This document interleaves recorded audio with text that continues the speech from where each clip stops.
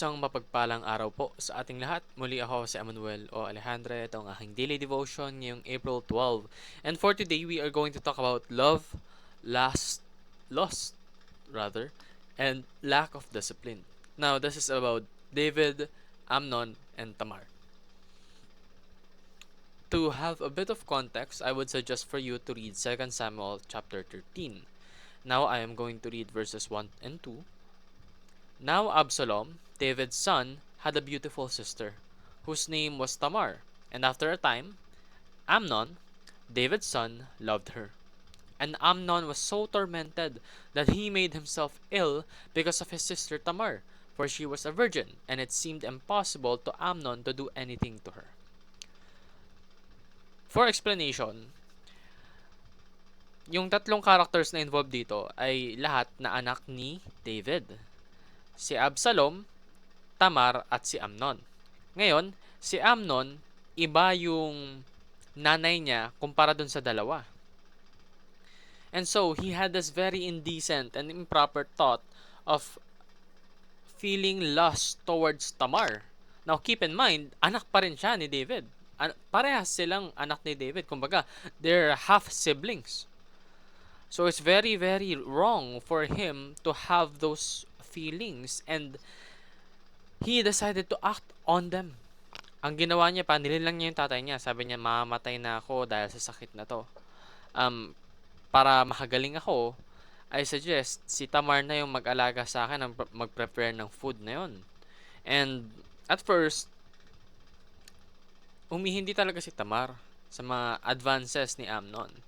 Hanggang sa hindi na kinaya ni Amnon, he was consumed by lust and he forced himself onto Tamar.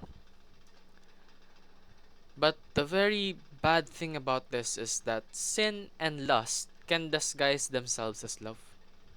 Dito, ginamit na term, loved. But, mahal mo ba yung taong gagahasain mo? No, di ba? Will you force yourself upon someone that you love? No. In fact, kung mahal mo talaga yung taong yon, maghihintay ka na magkakasal kayong dalawa. Ngayon, hindi naman pwede yon kasi nga, they are siblings. So, wag na lang. May mga pagkakataon kasi, sasabihin mo sa isang tao na mahal mo sila, pero gusto mo lang pala ng somewhat physical interaction in terms of sexual intercourse. And that's very wrong. At isa pa sa mga pinakamali dito is yung response ni David. Ngayon, si David, hari yun. Makakarating talaga sa kanya yung balita ng kung ano-anong nangyari sa castle niya. Well, he was made aware of Amnon and what he did. Pero since Amnon was his first, kumbaga panganay niya, hindi niya ito pinarusahan. And of course, that has resulted with Tamar and Absalom's deep hatred towards David and Amnon. Now, yung injustice na to, hindi ito nakakatulong. Actually, it leads to further chaos in a sense na si Absalom, sa sobrang galit niya kay Amnon, pinatay niya yung kanyang sariling kapatid. Kasi nga, hindi siya pinarusahan ni David. Hinayaan niya lang. Ang reasoning is, nauna siyang nabuhay. Such cruelty. May mga pagkakataon na pinapatawad na lang natin yung mga bagay na kailangan talaga ng parusa. Remember, our God is a just God. And lahat ng kasalanan natin, may parusa yun. Sadyang inialay lang ng Panginoon yung kanyang sariling buhay upang mapatawad tayo sa mga salang yun. But no punishment is misunderstood as love. Yung ating Panginoon, pinaparusahan niya tayo in ways na tayo'y mag-grow, magta-transform. Kasi kailangan yun eh. Kapag hindi tayo nagkakaroon ng consequence sa ating mga actions, most of the time, hindi tayo natututo.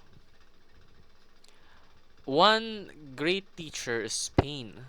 And sometimes, pain should be inflicted in order for you to change. Masakit man, but it's necessary. So love purely by offering sincere service. Hindi yung habol mo lang is sexual intercourse. O kaya habol mo lang is attention, or pure love is love that serves. And aside from that, love people by promoting justice. Kapag may ginawang mali yung taong mahal mo, kahit na mahal mo yun, pagsabihan mo siya. Parusahan mo if necessary. And love your family by exercising discipline.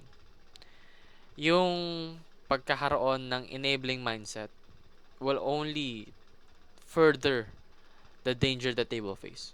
So, let's try to avoid that. Yun lamang po ang aking daily devotion. Maraming salamat sa pakikinig. Magpalain po tayong lahat and let us all give glory to God.